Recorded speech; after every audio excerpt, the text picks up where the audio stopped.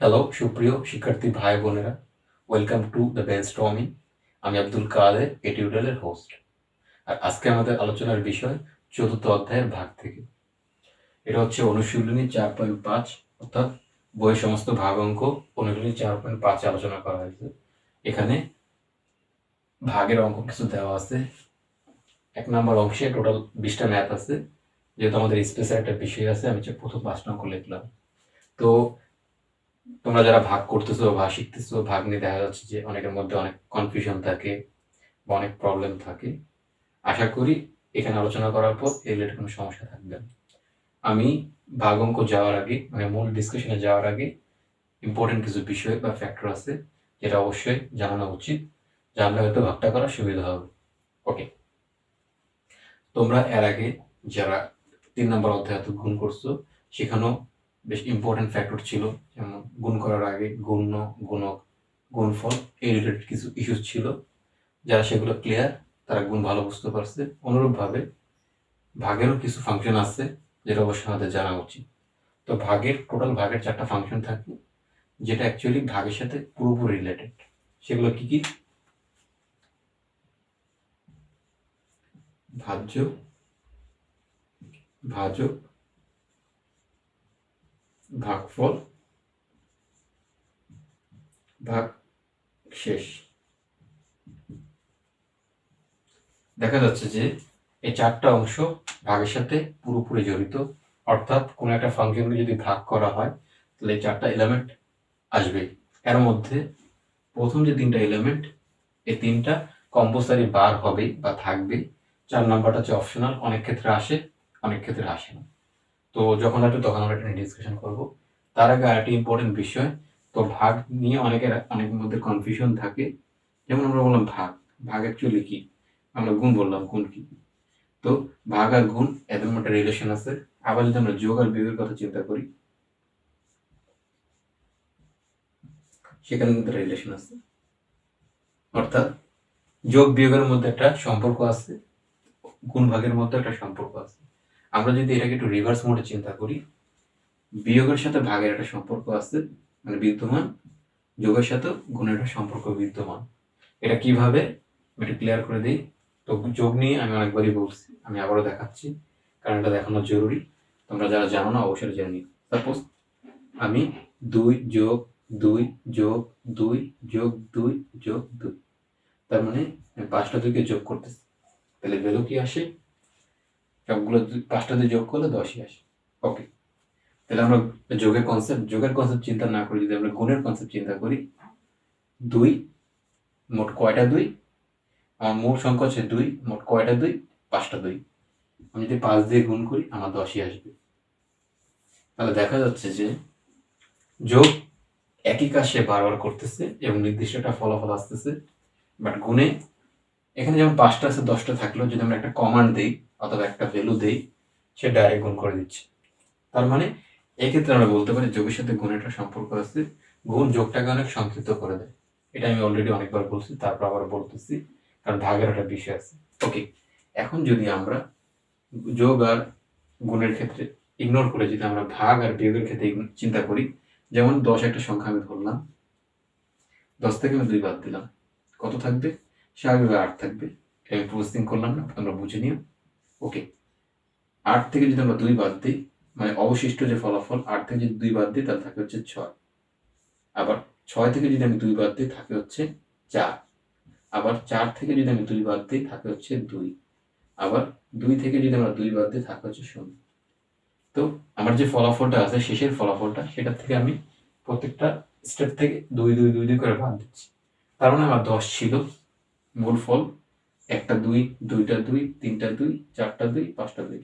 তার মানে 10 থেকে যদি 5 বার 2 2 2 করে বিয়োগ করা হয়, তাহলে ফলাফল কত আসতেছে?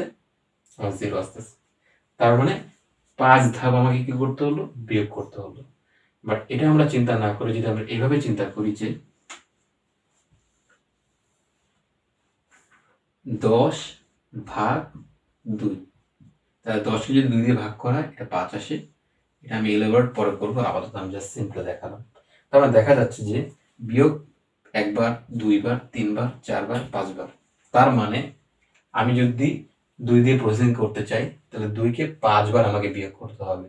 বাট আমি যদি 2 এর কনসেপ্টে চিন্তা না করে ভাগের কনসেপ্টে চিন্তা করি, মানে বিয়োগের কনসেপ্টে চিন্তা না করে ভাগের কনসেপ্টে চিন্তা করি, সেম আমার 10 আর 2 এখানে কিন্তু একই জিনিস করা হয়েছিল।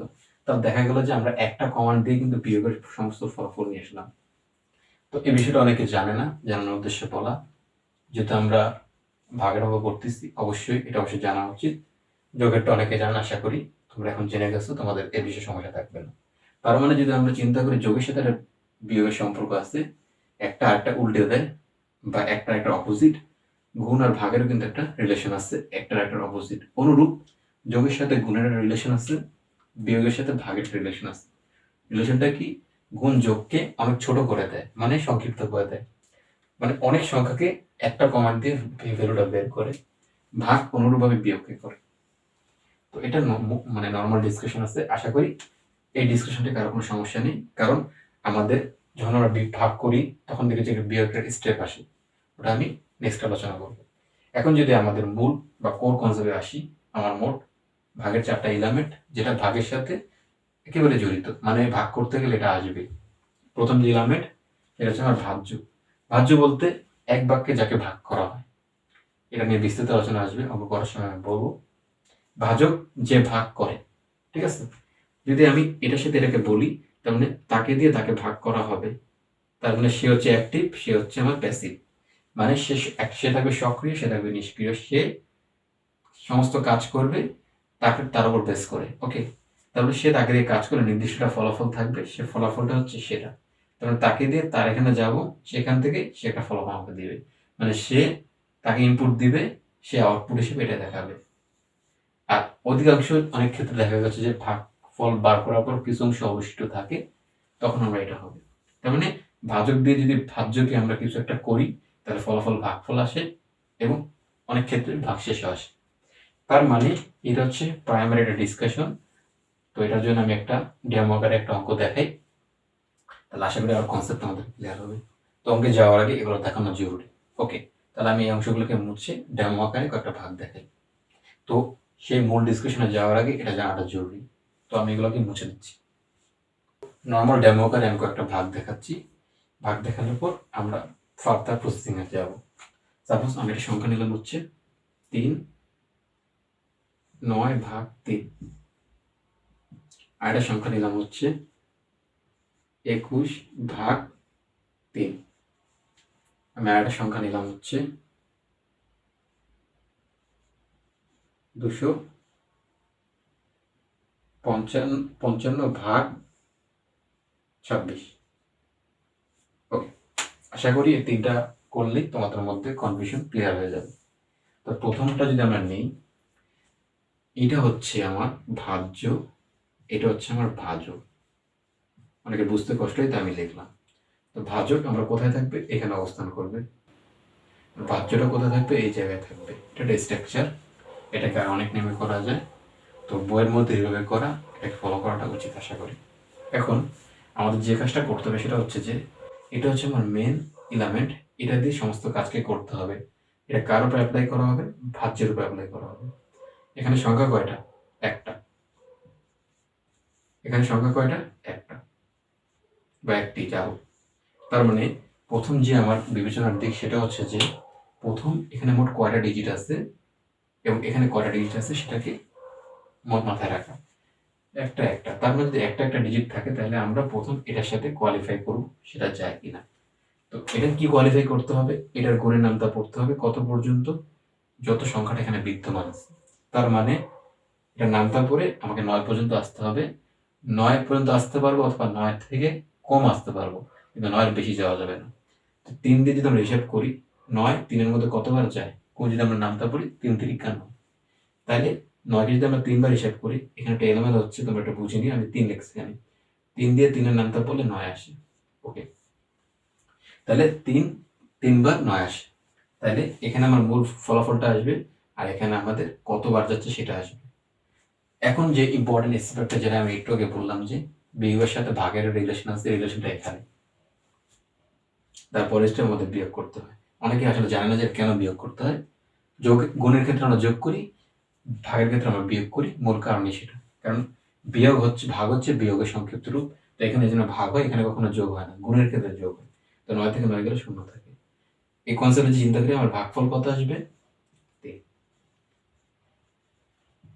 তাহলে ভাগফল হচ্ছে আমার 3। আশা করি এই অঙ্কটাতে কারো কোনো প্রবলেম নেই। আমি পরের অঙ্কটায় আসতেছি। আশা করি কনফিউশন ক্লিয়ার হবে। আরো সামনে আমার ম্যাথস আছে।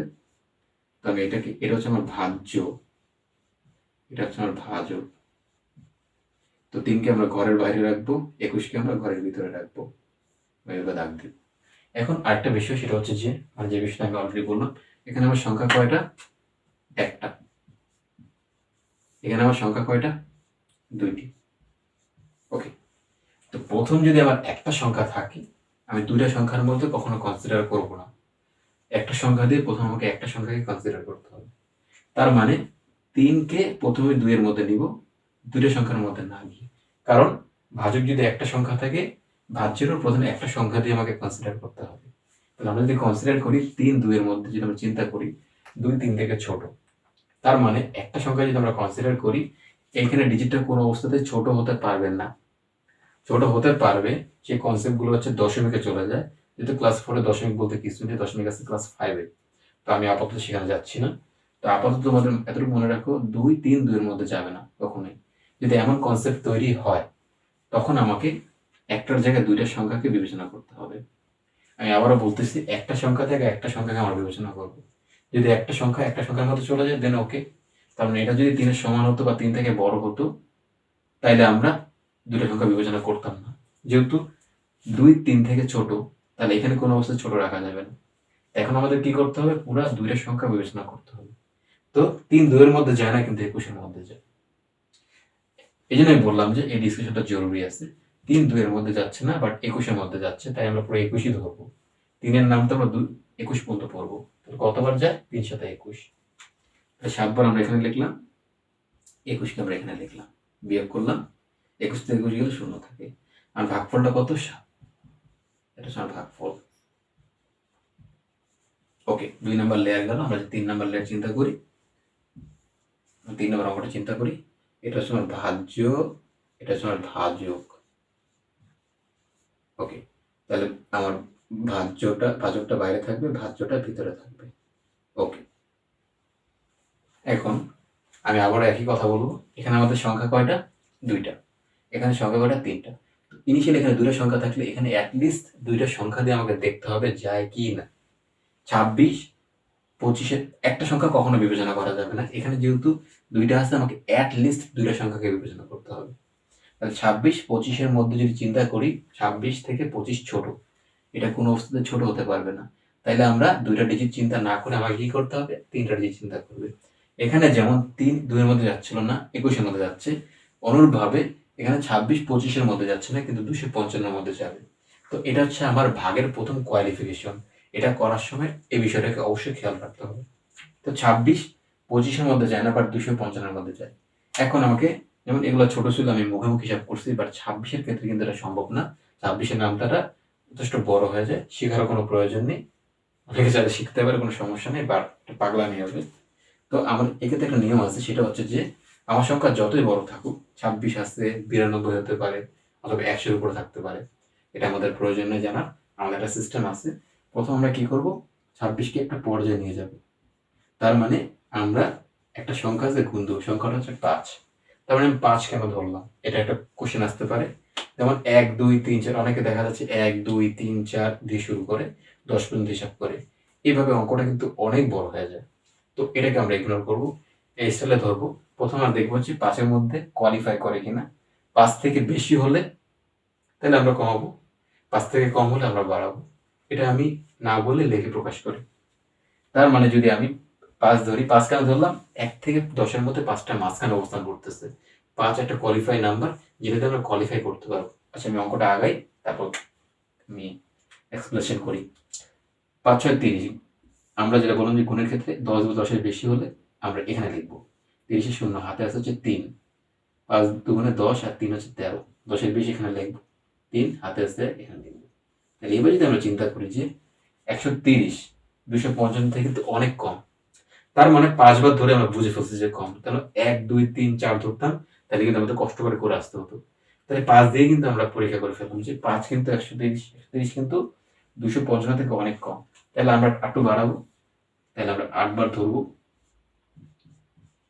তার মানে একটা গ্যাপ হয়ে গেল, কিন্তু তার মানে 6-7 করতে হচ্ছে না আমাদের। তাহলে এটা যে কোয়ালিফাইং নাম্বার বলা যেতে পারে। এখন আবার আমরা এটাকে দেখবো যে 6 × 8 = 48 আমরা এখানে লিখবো। 48 এর 8 হাতে আছে 4, 8 × 2 = 16, 16 আর 4 হচ্ছে 20, 20 এর 0 হাতে আছে 2 এখানে লিখবো। এখন যদি আমরা বিবেচনা করি 208, 208ও কিন্তু 255 থেকে যথেষ্ট কম। তাহলে আমরা 9 বার চিন্তা করি। এখানে আমাদের স্পেস আছে 26 × 9, 6 × 9 = 54, 54 এখানে লিখবো আমরা 54 4 হাতে আছে হচ্ছে 5, 9 × 18 আর 5 হচ্ছে 23। তো কত আসলো আমার? 234 আসলো। তারপর নামটা কখনো 10 পর্যন্ত যায় না, ঠিক আছে? নামটা একটা সিস্টেম আছে, কখনো 10 পর্যন্ত যাবে না, সর্বোচ্চ 9 পর্যন্তই যায়। তো আমাদের যেমন 8 বার ধরলে আসে 208, 9 বার ধরলে আসে 234, তার মানে এটাই আমাদের ফলাফল। তাহলে আমরা যদি 9 বার লিখি কত? 234। ওকে, তারপর তার বিয়োগ করতে হবে। যদি আমরা বিয়োগ করি, এখানে একটা রাফ প্রয়োজন আছে আমাদের, যদি লাগে 5 থেকে 4 গেলে থাকে হচ্ছে 1, 5 থেকে 3 গেলে থাকে হচ্ছে 2, 2 থেকে 2 গেলে থাকে হচ্ছে 0। তার মানে আমাদের ফলাফল আসলো। তার মানে এখন যদি আমরা এটা চিন্তা করি, এটা একটা ইম্পর্টেন্ট অ্যাসপেক্ট, সেটা হচ্ছে যে 21 আসছে। তার মানে দেখা গেল যে 26 দিয়ে আমাকে 21কে আবার আমাকে কোয়ালিফাই করতে হবে, দেখতে হবে এটার মধ্যে সম্ভাবনা আছে কিনা। সাধারণত সম্ভাবনা নেই, তো আমরা দেখব। তো 26 21 থেকে অনেক বড়, আর এখানে আবার কোনো সংখ্যাই নেই। যেহেতু 21টা অনেক ছোট, তাহলে 26 21-এর মধ্যে কোনো অবস্থাতেই যাবে না, কারণ 26 থেকে ভ্যালুটা ছোট হয়ে গেলে 26 তার মধ্যে কোনো অবস্থাতে যাওয়া সম্ভব না। তার মানে আমার অঙ্কটা এখানে ক্লোজ হচ্ছে। এটা হচ্ছে আমার ভাগফল, আর ভাগ করার পর অতিরিক্ত যে অবশিষ্ট অংশ থাকে সেটাকে বলা হচ্ছে ভাগশেষ। তো আপাতত এটা প্রাইমারি ডিসকাশন ছিল এই অধ্যায়ের ভাগ রিলেটেড অঙ্ক। তোমরা যারা ভাগ করতেছো বা ভাগ শিখতেছো, এই বিষয়গুলোকে তোমাকে খেয়াল রাখতে হবে, নাহলে তুমি অঙ্ক করলে ভুলের মাত্রা থাকবে। আর যারা ইনিশিয়ালি ভাগ শিখতেছো তোমরা ক্লাস 4 তারা অবশ্যই সতর্ক সহকারে নিয়ম অ্যাপ্লাই করে শিখবে, যাতে করে এটা ভুল না হয়। তো আবারও বলবো যে প্রথমে তোমাদের কষ্ট হবে, কিন্তু এটা ঠিক হয়ে যাবে। কারণ দেখা গেল যে ভাগ শিখতে একটা সময়ের বিষয় লাগে। আর এটা কেন শিখতে হবে? কারণ পরবর্তী স্টেপের মধ্যে যতই অঙ্ক করো, গুণ ভাগ এগুলো অনেক বেশি পরিমাণে ইউজ হয়। তুমি ক্লাস 4 দেখবা যে এর পরের চ্যাপ্টারে গেলে দেখবা যে গুণ ভাগের যথেষ্ট ইউজ আসতেছে। তো এটাকে শিখে যাবে আশা করি। তো আমি এবার আমার মূল অঙ্কে ফেরত আসি। এখন তখন প্রাইমারি ডিসকাশন ছিল, এবার মূল অঙ্কগুলো বোঝানোর সুবিধা হবে। আর এখানে 1 থেকে 4 পর্যন্ত, 5 পর্যন্ত অঙ্ক ডিসকাশন করা হবে, কারণ এখানে স্পেসের একটা বিষয় থাকে। আর আরেকটা বিষয় সেটা হচ্ছে যে এখানে মোট 1 নম্বর অংশে মোট 20টা অঙ্ক আছে। আমি প্রথম ইনিশিয়ালি 4-5টা অঙ্ক আমি করে দেখাবো, তার বাকিগুলো পর্যায়ক্রমে আসবে। তো আমি এই অংশগুলোকে আমি মুছে দিচ্ছি, কারণ আমার লেখার প্রয়োজন আছে এখানে। তাহলে প্রথম অঙ্কটা যদি আমরা দেখি, এখানে লেখা আছে 60/30। তো আমরা 1 নম্বরটাকে লিখব 60/30। ওকে, দরকার নেই। আমরা এটা হচ্ছে আমার ভাজ্য, এটা হচ্ছে আমার ভাজক। এগুলো লেখার কোনো প্রয়োজন নেই, তোমরা যেহেতু শিখতেছো আমাদের সুবিধার জন্য আমি লিখলাম আর কি। তো ভাজকটা থাকবে হচ্ছে আমার ঘরের বাইরে। আচ্ছা, আরেকটা বিষয় সেটা হচ্ছে যে এটা কি এখানেও টানা যায়, এখানেও টানা যায়, নির্দিষ্ট কোনো নিয়ম নেই। বাট তোমাদের বইয়ের মধ্যে অবশ্যই আরেকটা বিষয় লক্ষণীয়, সেটা হচ্ছে যে তোমরা যে যা অঙ্কই করতেছো, অঙ্ক করার আগে সাপোজ অনেকের টিউটর থাকে না, বা অনেকে আসলে দেখা গেলো যে অঙ্ক করতে চায়, অঙ্ক বুঝতেছে না, এরকম কোনো একটা সমস্যা তৈরি হলে তোমাদের একটা সুন্দর একটা সলিউশন আছে। অনেকে আসলে গাইড ইউজ করে, যে যা ইউজ করে কোনো সমস্যা নেই। ধরো তোমার কাছে গাইডও নেই, সেক্ষেত্রে তুমি কি করবা?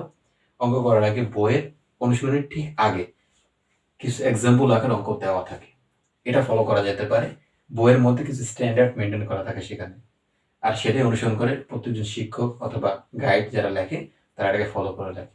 তবে এটা ভালো একটা বিষয়, এটা খেয়াল রাখা উচিত। অঙ্ক অনুশীলনের মধ্যে আলোচনা করার আগে, ঠিক অনুশীলনের আগে উদাহরণে কিছু অঙ্ক আলোচনা করা থাকে, ওখান থেকে পরীক্ষাও আসে। অনেক স্টুডেন্ট শুধু অধ্যায়িক অনুশীলনই করে, দেখা যাচ্ছে এক্সাম্পল করে না, মানে অনুশীলন ঠিক আগে কিছু অঙ্ক থাকে, ওটা দেখা গেল যে ওখানে বেশ কিছু নিয়ম আলোচনা করা আছে, ওখানে এইভাবে আলোচনা করা আছে, আসলে তুমি এটাই ফলো করবে। এখন আমাদের মূল অঙ্কে আসি। আমার হচ্ছে যে যদি আমরা এই পাঁচটা দেখি 1 2, এখানে কয়টা সংখ্যা? টোটাল 2টা, আর এখানে কয়টা আছে? 2টা। তার মানে আমার প্রথম যে কোয়ালিফিকেশন, এখানে 2টা ডিজিট থাকলে এই পাশে অ্যাটলিস্ট 2টা ডিজিট আমাকে বিবেচনা করতে হবে। তার মানে 30কে 60-এর মধ্যে বিবেচনা করতে হবে। 30কে কখনো আমরা 6 করতে পারবো না, কারণ এখানে 2টা ডিজিট থাকলে এখানে অ্যাটলিস্ট 2টা ডিজিট আমাকে নিতে হবে। ওকে, এখান থেকে যদি আমরা একটু রাফ টানি, এখানে টানি, দেখা আছে? তাহলে আমরা কি করব? 30 60-এর মধ্যে দেখা যাচ্ছে যে বেশি দূরত্ব অবস্থান করতেছে না। আমি এর আগে বললাম যে 5 ধরবো। যদি দূরত্ব বেশি থাকে, এখানে দূরত্বটাকে অ্যাজুম করাই যাচ্ছে। 30 দুগুণে 60। যদি আমাদের অ্যাজুম করার মতো অবস্থা থাকে, তখন আমরা ফলাফল লিখে দিব। আর যদি মনে করো যে তোমরা 5 দিয়ে করতে চাও, করতে পারো, কোনো সমস্যা নেই। 30 দুগুণে 60, এটা অ্যাজুম করা যাচ্ছে, তো আমি এখানে লিখলাম 30 গুণ 2। তাহলে 2 শূন্য 0, 3 দুগুণে 6 হয়ে গেল। তাহলে 60-এর মধ্যে 30 কত বাজাচ্ছে? 2 বাজাচ্ছে।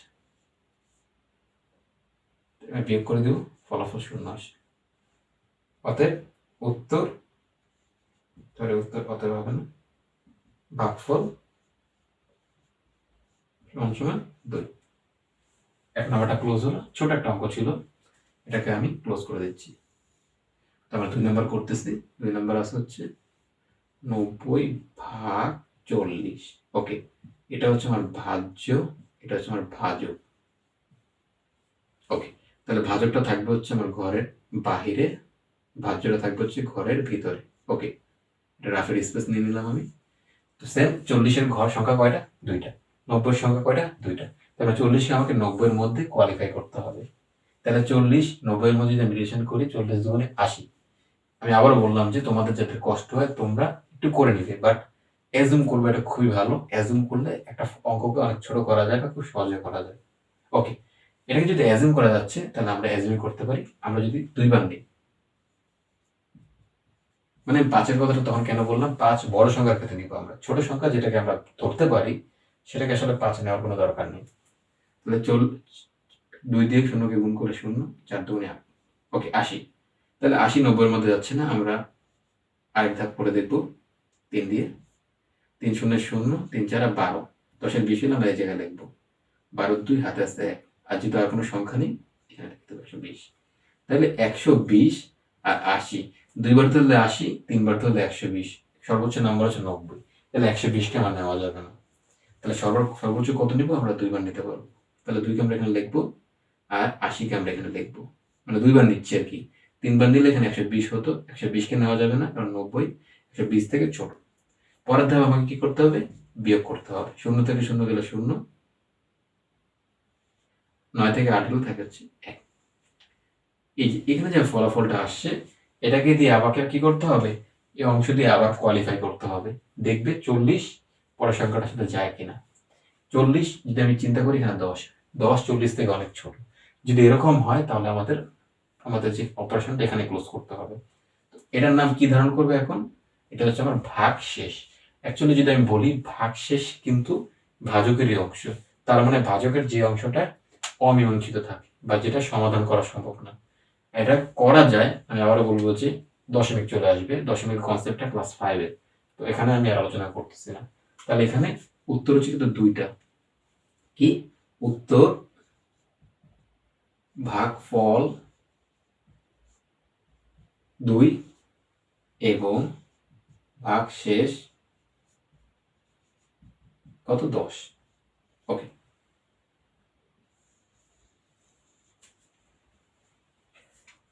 আশা করি এটাতে কারো কোনো প্রবলেম নেই। সহজ একটা ম্যাথ ছিল। আমরা 3 নাম্বারটা যাচ্ছি।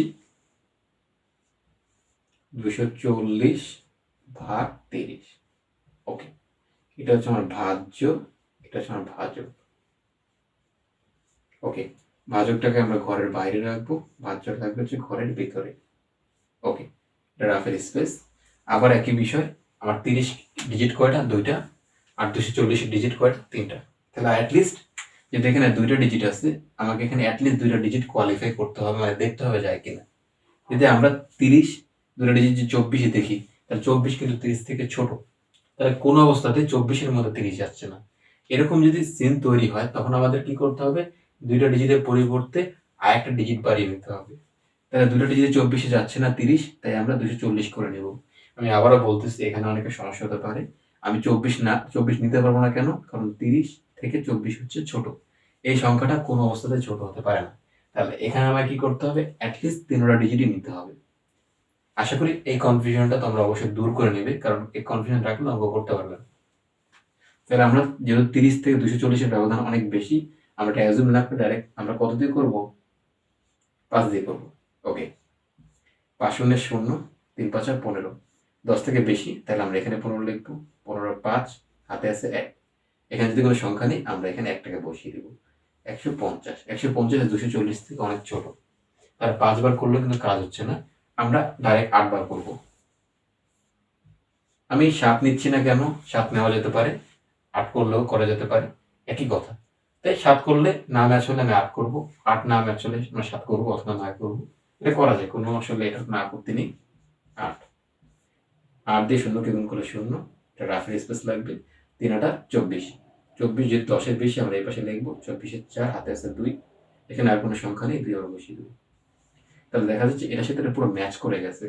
আমি আবারও বলবো যে 8ই ধরতে হবে এমন কোনো কথা নেই, 5 এর পর আমাদের 6 আছে, 7 আছে, ধরা যায়। বাট একটা অ্যাজুম করা যায়, অ্যাজুম করলে ভালো আর কি। কারণ 150 এর সাথে 24 এর দূরত্ব অনেক বেশি, তাহলে আমি 3 ধাপ বাড়িয়ে নিলাম, মানে 8 5 থেকে আমি 8 করে নিলাম। তাহলে কতবার যাচ্ছে? আমার 8 বার যাচ্ছে। কত ফলাফল আসছে? 240। পরের ধাপে যদি আমি বিয়োগ করি তাহলে 0 আসবে। 240 থেকে 240 গেলে 0 থাকে। ওকে ওকে, তাহলে আমরা যদি করি উত্তর ভাগফল কত? দুঃখিত, ভাগফল হবে 8। ওকে,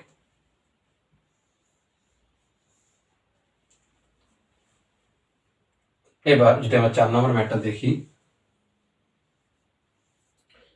310 ভাগ 40।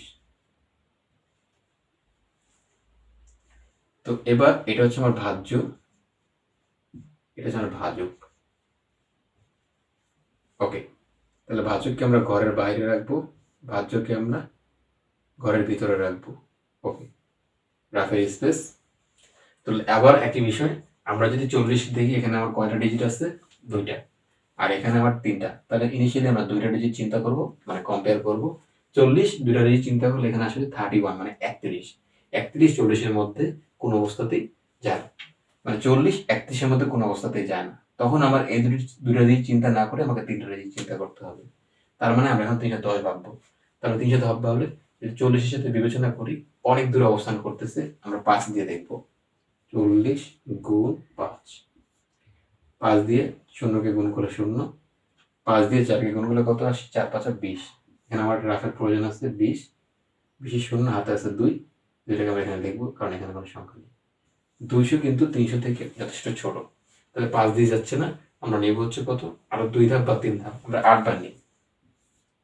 40 গুণ 8, 8 দিয়ে 0কে গুণ করলে 0, 8 দিয়ে 4কে গুণ করলে কত আসে? 32। যেহেতু 10 এর বেশি আমরা এখানে লিখবো।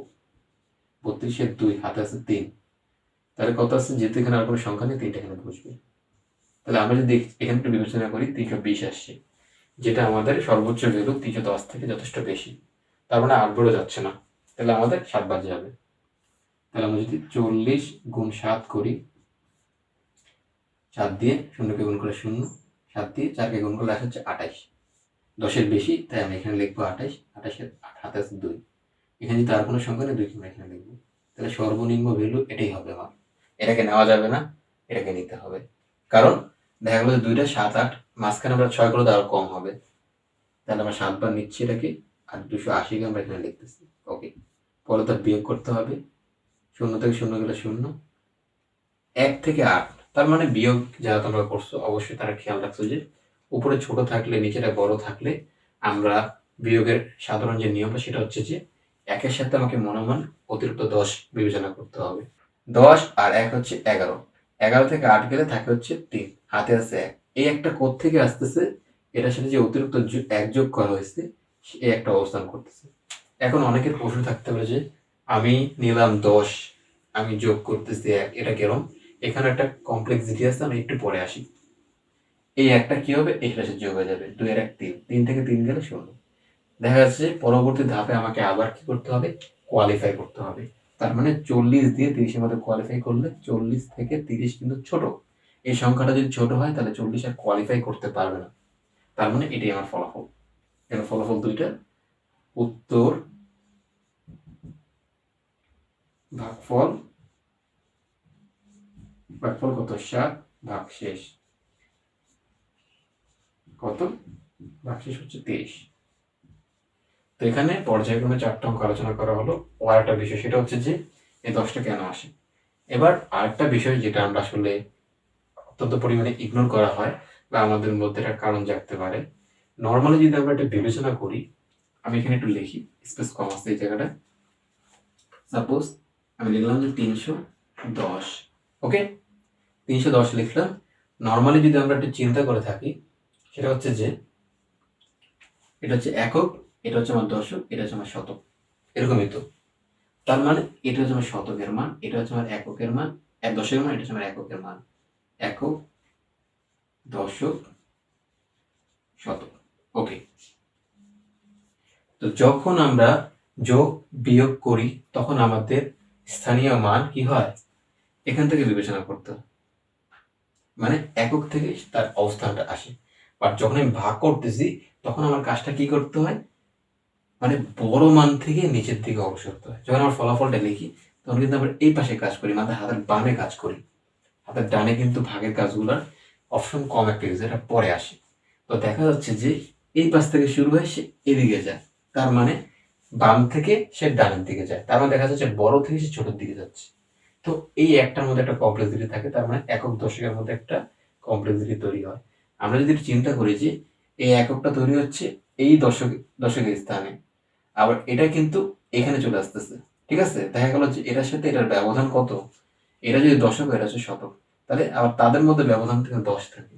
আমি আর একটু ক্লিয়ার করি, যেমন নর্মাল যদি আমরা চিন্তা করি যে একক, দশক, তাদের মধ্যে ব্যবধান কত, 10, আবার দশক, শতক, তাদের মধ্যে ব্যবধান কত, 10, কিন্তু একই সাথে দশকের ব্যবধান 10, দশকের সাথে শতকের ব্যবধান হচ্ছে 10। তার মানে যে একটা আছে সেটা কিন্তু অ্যাকচুয়ালি দশক থেকে শতকের দিকে অবস্থান করতেছে, যার কারণে দেখা যাচ্ছে যে এখানে আমরা 10কে আবার এক হিসাবে এখানে ট্রান্সফার করতেছি। হয়তো অনেক পেঁচিয়ে দিলাম, আশা করি প্রবলেম হবে না, তুমি এটা ভালো মতো দেখবে। তো এটা নিয়ে আরো সামনে ডিসকাশন আসে, আশা করি এদিকে এটা শেষ করি, কারণ আমাদের মূল অঙ্ক যে ভাগে। তাহলে এখানে 1, 2, 3, 4টা আলোচনা করা হয়েছে, 5-এর জায়গা হচ্ছে না, আমি এখান থেকে একটা অঙ্ককে মুছে দিচ্ছি। যদি আমরা 5 নম্বরটা এখন লিখি, 45 ভাগ 15, ওকে, এটা হচ্ছে আমার ভাজ্য, এটা হচ্ছে আমার ভাজক। তাহলে আমি ভাজককে এখানে লিখবো, ভাজ্যকে আমরা কি করবো, ঘরের ভিতরে রাখবো, ওকে।